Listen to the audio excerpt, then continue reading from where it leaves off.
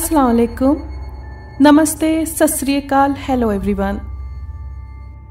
आइए सुनते हैं एक बेहद खौफनाक कहानी, डायन।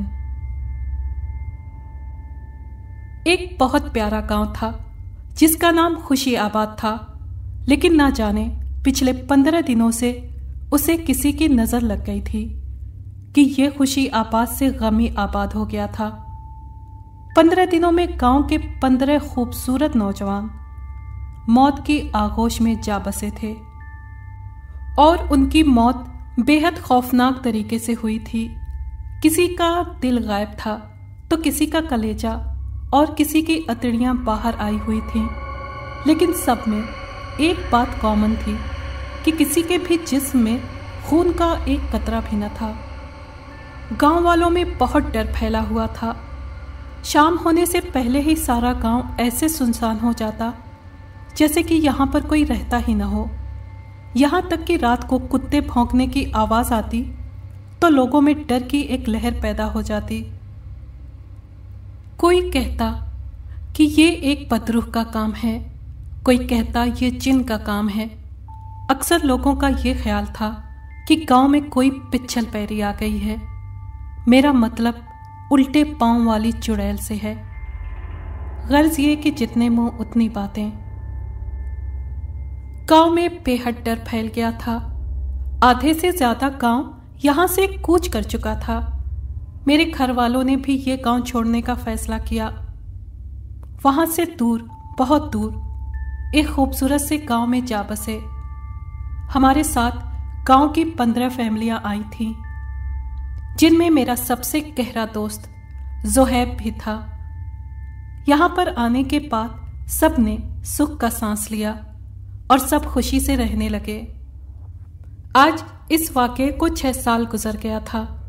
मेरी एक ऑफिस में जॉब लग गई थी, जबकि जोहैब भी एक अच्छी पोस्ट पर लग गया था। हमारा अच्छा गुजर बसर चल रहा था। आज इतवार का दिन था। मैं नाश्ता करके अभी अभी छत पर आया ही था कि नेचर की खूबसूरती ने मुझे अपनी आगोश में ले लिया। इतना हसीन मंजर मैंने जिंदगी में पहली बार देखा था। ये सब देखने के बाद मुझसे रहा न गया और मैं नहर का पानी और इंद्रधनुष देखने के लिए घर से निकल आया। मैं एंजॉय करता हुआ नहर के पास जाने लगा। दूर फासले पर मुझे नहर के किनारे बैठा हुआ एक आदमी दिखाई दिया। मैंने सोचा शायद मेरी ही तरह कोई मौसम एंजॉय कर रहा होगा। मैं जब उसके पास गया तो मेरी खुशी की इंतहा न रही। वो मेरा दोस्त जोहैब था। 3 महीने बाद मेरी उससे मुलाकात हुई थी, क्योंकि हम दोनों की जॉब लगने के बाद हम बहुत कम मिला करते थे। मैं उसके पीछे जाकर खड़ा हो गया, पर उसका ध्यान किसी और तरफ था। वो जेब से छोटी छोटी कंकरियां निकालकर नहर में फेंक रहा था। यार कैसा है, नजर ही नहीं आता, क्या हुआ तुझे? मैंने जोहैब के कंधे पर हाथ रखते हुए कहा। वो एकदम से घबरा गया और डर से उसका चेहरा पीला पड़ गया। ओ अली, तुम आओ बैठो, उसने एक गहरी सांस लेते हुए कहा। क्या हुआ है यार तुम्हें? इतने दिनों बाद मिले और वो भी परेशान, क्या बात है? मैंने हैरानगी से जोहैब से पूछा। अरे यार कुछ भी नहीं, बस काम की वजह से थकावट है, तुम सुनाओ। जोहैब ने नजरें चुराते हुए कहा। भाई मैं 15 साल से तेरे साथ हूँ, मुझे तेरी रग रग का पता है। अब चुप करके बता कि क्या हुआ है। अरे यार कुछ भी नहीं हुआ, जोहैब ने सीरियस मुंह बनाते हुए कहा, लेकिन मुझे पूरा यकीन था कि कोई बात तो है जो उसे परेशान कर रही है। अच्छा यार तेरी मर्जी, अगर तू मुझे नहीं बताना चाहता, मुझसे नहीं शेयर करना चाहता तो मैं चलता हूँ, ये कहकर मैं वहाँ से उठने लगा। अरे भाई रुक जा, क्यों नाराज होता है? बताता हूँ सब तुझे। कौन सा मैंने कभी कुछ छुपाया है तुझसे? जोहैब ने मेरा हाथ पकड़कर मुझे अपने पास बिठाते हुए कहा। यार बात यह है कि वो यहाँ भी आ गई है। और मैंने उसे देख लिया है। ओ भाई, कौन आ गया है? किसको देख लिया है? मैंने बड़ी हैरानगी वाले अंदाज में ज़ोहैब से पूछा। यार, वही जिसकी खातिर हमने 6 साल पहले गांव बदला था। जो कुछ वहां होता था वही सब अब यहां शुरू हो गया है। हुआ क्या है यार, जरा मुझे ठीक से बताओ। इस बार मैंने परेशान होते हुए पूछा। यार, 2 महीना पहले मेरी प्रमोशन हो गई थी, जिसकी वजह से मेरा काम बढ़ गया था और मुझे अक्सर रात को काम करते करते 11-12 बज जाते थे। अभी इस रूटीन को 1 हफ्ता ही हुआ था कि एक रात मैं 12 बजे अपने घर जा रहा था। मैं अपनी मस्ती में मगन गाने सुन रहा था कि मुझे दूर से एक इंसान नजर आया। वो गाड़ी रोकने का इशारा कर रहा था, जैसे कि लिफ्ट मांग रहा हो। जब मैं पास पहुंचा तो वो कोई लड़की थी। पहले पहल मेरे जहन में ख्याल आया कि ये कोई पतरू या चुड़ैल ही ना हो, लेकिन जब पास पहुंचा तो सोचा हो सकता है कोई गरीब हो, रास्ता भटक गई हो। इतनी गहरी रात में उसे अकेला छोड़ना सही नहीं समझा और मैंने उसके पास जाकर गाड़ी रोक दी। जब मैंने विंडो का शीशा नीचे किया तो वो मेरे पास आकर बोली, क्या आप मुझे थोड़ा आगे तक लिफ्ट दे सकते हैं? उसकी आवाज में कोई जादू था। उसका पूरा चेहरा ठका हुआ था, सिवाय आंखों के। आंखें, उफ, आंखें तो कातिल थी। एक तो बड़ी बड़ी नशीली आंखें और ऊपर से नीली आंखें। मैं तो उसके जादू में डूब सा गया था। एक्सक्यूज मी, क्या मुझे लिफ्ट मिल सकती है? उस लड़की ने दोबारा दोहराया। जी जी जरूर। वो मेरी गाड़ी की पिछली सीट पर जाकर बैठ गई। कहाँ जाना है आपको? मैंने उससे पूछा। बस थोड़ा आगे मेरा घर है, मैं आपको बता दूंगी जब मुझे उतरना होगा। मैंने मिरर उसकी तरफ किया हुआ था और उसकी आंखें ही देखे जा रहा था। अजीब सा नशा और कशिश थी उसकी आंखों में। बस मुझे यहीं उतार दें। थोड़ा दूर जाने के बाद उसने कहा। वो वहां से उतर गई और मैं आगे बढ़ गया, लेकिन वो मेरे दिल और दिमाग पर छा गई थी। सारे रास्ते और सारी रात उसके बारे में ही सोचता रहा। अगले दिन फिर रात 12 बजे ऑफिस से निकला। गाड़ी में बैठने से पहले मेरे दिल में ख्याल आया कि काश वो आज फिर मिल जाए। अपने घर की तरफ फिर मैं चल पड़ा। आज वो उसी जगह फिर खड़ी नजर आई। मैंने गाड़ी रोकी और बगैर कुछ कहे पिछला दरवाज़ा खोल दिया। वो चुपचाप बैठ गई और मैंने गाड़ी आगे बढ़ा दी। क्या मैं आपका नाम पूछ सकता हूँ? मैंने झिझकते हुए पूछा। जी, मेरा नाम शमशा है, उसने जवाब दिया। आप इतनी रात को यहाँ पर क्या करती हैं? मैं यहाँ पिछली गली में एक घर में काम करती हूँ। हम लोग बंजारे हैं और इसी तरह काम करके अपना गुजारा करते हैं। मेरी मालकिन ने घर चेंज किया है।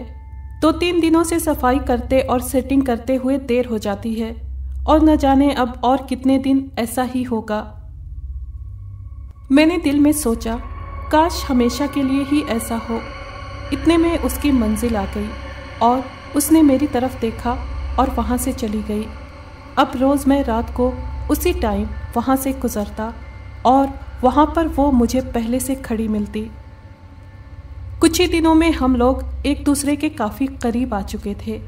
मैं अक्सर उसे गाड़ी में बिठाकर उसका हाथ पकड़कर देर तक उसकी आंखों में झांकता रहता, लेकिन वो अपना निकाब नहीं उतारती। हमेशा यही कहती कि जब वक्त आएगा तब उतार दूंगी। ये सिलसिला कुछ 1.5 महीने तक चलता रहा। एक दिन मेरी तबीयत खराब हो गई और मुझे उल्टियां आने लगीं। मुझे बॉस ने शाम 4 बजे घर जाने को कहा कि तुम जाकर आराम करो। मैं घर जाने ही लगा था कि फिर मेरे दिमाग में शमशा का ख्याल आया कि मेरी वजह से वहां पर वो वेट करती रहे और मैं ना जाऊं। अभी मैं उसी कंफ्यूजन में था कि मुझे बहुत तेज सर दर्द हुआ। मैंने घर जाने का फैसला किया और सोचा कि अगले दिन उससे माफी मांग लूंगा। मैं अभी उस सड़क पर जा ही रहा था कि मुझे उसी जगह पर शमशा नजर आई जहां पर वो मुझे रोज मिला करती थी। उसे मैंने एक और लड़के के साथ देखा। उस वक्त उस पर मुझे बेहद गुस्सा आया कि वो मेरे साथ बेवफाई कर रही थी, जबकि मैं हमेशा उसके साथ रहने का सोच चुका था। मैंने शमशा का पीछा करना शुरू किया। वो उस लड़के के साथ चलती चलती थोड़ी दूर एक पहाड़ के पीछे चली गई। मैं गुस्से से तप रहा था। मेरे ख्याल में जरूर वो एक दूसरे से प्यार भरी बातें कर रहे होंगे, क्योंकि पहाड़ी के पीछे जगह सुनसान थी और वहां पर कोई आता जाता नहीं था। मैं गाड़ी से उतरा और धीरे धीरे दबे पांव पहाड़ी के पीछे जा पहुंचा। जब मैं पहाड़ी के पीछे पहुंचा तो सामने का मंजर देखकर मेरी हवाइयां उड़ गईं। मेरे ऊपर का सांस ऊपर और नीचे का सांस नीचे रह गया। अगर कोई कमजोर दिल बंदा होता तो उसे हार्ट अटैक आ जाता, नहीं तो कम से कम वहीं पर बेहोश हो जाता। मेरे होश उड़ चुके थे, दिमाग पर मेरा काबू न था। मुझे कुछ समझ नहीं आ रहा था कि मैं क्या करूं। मेरे पांव जम चुके थे। मैं वहां से भागना चाह रहा था, लेकिन मेरा जहन सुन्न हो चुका था। वो शमशा का नकाब उतरा हुआ था। आंखों के अलावा पूरे चेहरे पर लंबे लंबे बाल थे। उसके 2 नुकीले और लंबे दांत थे जो उस आदमी के गले में गड़े हुए थे। वो कटाकट उसका खून पी रही थी। मैं अपनी सारी ताकत लगाकर साइड पर छुप गया और उसे देखने लगा। खून पीने के बाद शमशा ने उस आदमी का सीना चीर दिया और दिल निकालकर खाने लगी। उसके बाद उसने एक भयानक चीख मारी और गायब हो गई। सुहेब ये सब वाकया बताने के बाद पसीने से शराबोर हो गया और बुरी तरह से कांपने लगा। उसके बाद क्या हुआ? मैंने फौरन पूछा। उसके बाद मैंने उस रास्ते से आना छोड़ दिया और जल्दी का काम खत्म करके इशा से पहले घर जाने लगा। लेकिन कल रात काम ज्यादा होने की वजह से मुझे रात 11 बज गए। जब मैं आधे रास्ते पर था कि अचानक वो मेरे सामने आ गई। मैंने बड़ी मुश्किल से गाड़ी रोकी। वो दरवाजा खोले बगैर अंदर आ गई। वो ही नशीली और बड़ी बड़ी आंखें, लेकिन उसके नीचे का डरावना चेहरा मैं देख चुका था। मुझे पता है कि तुम मेरी सच्चाई जान चुके हो, लेकिन मैं तुमसे मोहब्बत करती हूं। मैं तुम्हें कुछ नहीं करूंगी, बल्कि तुम्हारी हिफाजत करूंगी, शमशा बोली। उसकी बातों में बेहद मिठास थी, मगर मैं बुरी तरह कांप रहा था। मैं तुमसे नफरत करता हूं। तुम आदमखोर हो। तुम मुझे भी मार डालोगी। मैं हिम्मत जुटाकर गुस्से में बोला।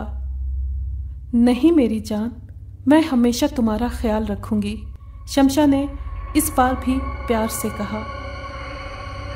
नहीं, दफा हो जाओ। मुझे तुम्हारे चेहरे से नफरत है। मैं इस बार और भी गुस्से में बोल रहा था। ये बात सुनकर शमशा बहुत गुस्से में आ गई और मुझे जोर से गर्दन से पकड़ लिया और कहने लगी कि अगर तुम मेरे न हुए तो मैं किसी का भी नहीं होने दूंगी। ये कहकर वो गायब हो गई। ये हैं सारे वाकयात जिनसे मैं गुजर रहा हूं। ज़ुहैब ने लंबी सांस लेकर कहा, ये तो वाकई बहुत परेशानी वाली बात है। मुझे लगता है जो कुछ 6 साल पहले हो रहा था वो सब यहाँ लौट आया है। इस सब की वजह से ही हमने वो गांव छोड़ा था। लेकिन ज़ुहैब, अब ये बात किसी से भी नहीं करना। अब हम गांव नहीं छोड़ेंगे, बल्कि उस डायन को अपने अंजाम तक पहुंचाएंगे। मैंने ज़ुहैब को तसल्ली देते हुए कहा।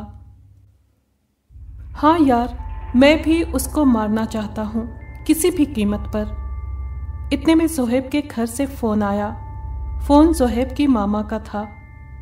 उसके कजिन की मौत हो गई थी और उसके जिस्म में भी खून का एक कतरा भी नहीं था। जनाजा पढ़ने के बाद हम मस्जिद के इमाम साहब के पास गए और उनको सारी बात बताई। उन्होंने कहा कि मैं शाम को आपके पास आता हूँ, इसलिए हम शाम का इंतज़ार करने लगे। शाम के वक्त इमाम साहब आए और उन्होंने हमें एक वजीफ़ा बताया जो कि 3 दिन का था, जो किसी पुरानी कब्र के पास करना था। इमाम साहब ने कहा कि कुछ भी हो जाए, हिसार से यानी घेरे से बाहर नहीं निकलना है। हम इमाम साहब से वजीफ़ा लेकर घर आए और मैंने वजीफ़ा करने का फ़ैसला किया। शाम होने के बाद मैंने बाज़ार से कुछ ज़रूरी सामान लिया और फिर रात का इंतज़ार करने लगा। रात होने के बाद मैं गांव के दूसरी तरफ पड़े कब्रिस्तान पहुंचा। थोड़ी सी मेहनत करने के बाद मुझे एक बहुत पुरानी कब्र मिल गई। दुआ पढ़कर हिसार खींचा यानी गोला बनाया और फिर उस हिसार में बैठकर वजीफ़ा पढ़ने लगा। मैंने इमाम साहब के कहने के मुताबिक 2 रातें बहुत सुकून से वजीफ़ा पढ़ते गुजारी। तीसरी रात मैंने वजीफ़ा पढ़ना शुरू किया ही था कि अचानक बादल आ गए और तेज़ बारिश शुरू हो गई। मगर ये देखकर मेरे होश उड़ गए कि बारिश खून की थी, हर तरफ खून ही खून था। मगर हिसार के अंदर एक बूंद भी नहीं गिरी थी। थोड़ी देर बाद बारिश रुक गई। मैंने सुकून का सांस लिया। आधी रात का वक्त था।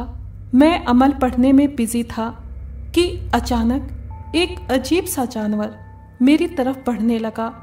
उसका मुंह भेड़िए की तरह था, जबकि जिस्म किसी घोड़े की तरह का था, जबकि उसकी ज़बान सांप की तरह लंबी थी। उसने मेरे करीब आते ही जोर से चीख मारी। उसकी चीख इतनी भयानक थी, इतनी खौफनाक थी कि मेरा दिल बुरी तरह से धड़कने लगा कि जैसे अभी बाहर आ जाएगा। उसने अपनी लाल खूनख्वार आंखों से मुझे घूरना शुरू कर दिया। मेरा डर के मारे बुरा हाल था। अचानक वो जानवर दौड़कर मेरे पास आया, लेकिन हिसार से टकराते ही वो गायब हो गया। मेरी जान में जान आई। वजीफ़ा ख़त्म होने में अभी 15 मिनट बाकी थे कि मुझे दूर से जोहेब आता दिखाई दिया। मेरे पास आकर जोहेब ने कहा कि वो डायन मर गई है, आ जाओ, अब इसकी ज़रूरत नहीं। मैं वहाँ से उठने ही लगा था कि मेरे कानों में आवाज़ आई, बेटा ये सब नज़र का धोखा है, अपना अमल जारी रखो। मैंने तेज़ और ऊंची आवाज़ में अमल पढ़ना शुरू कर दिया। अचानक ही उसकी शक्ल बदलना शुरू हो गई और वो डायन के रूप में आ गई। जैसा कि जोहेब ने बताया था, वैसी ही नशीली आंखें और भयानक चेहरा। उसने पास आते ही गिड़गिड़ाना शुरू कर दिया, मुझे माफ़ कर दो, मैं वादा करती हूँ मैं बहुत दूर चली जाऊंगी। मगर इमाम साहब के कहने के मुताबिक मैंने फौरन ही पानी फूंक कर डायन पर डाल दिया। पानी के डायन के जिस्म को छूते ही उसे आग लग गई। वो ज़ोर से चीखने लगी। वो देखते ही देखते राख का ढेर बन गई। जोहेब भी आ गया और हम दोनों मिलकर इमाम साहब से मिलने चले गए। इमाम साहब ने मुझे मुबारकबाद देते हुए कहा, तुम्हारी बहादुरी और ऊपर वाले के करम से हम उस डायन से निजात पा गए हैं। अगर आपको ये कहानी पसंद आई है तो प्लीज़ लाइक और शेयर करें और कमेंट बॉक्स में अपनी राय का इजहार कीजिए। अगर आपने हमारे चैनल को अभी तक सब्सक्राइब नहीं किया है तो प्लीज़ सब्सक्राइब कर लें और बेल आइकन को प्रेस कर दें ताकि आने वाली हर कहानी का नोटिफिकेशन आपको मिल सके। शुक्रिया।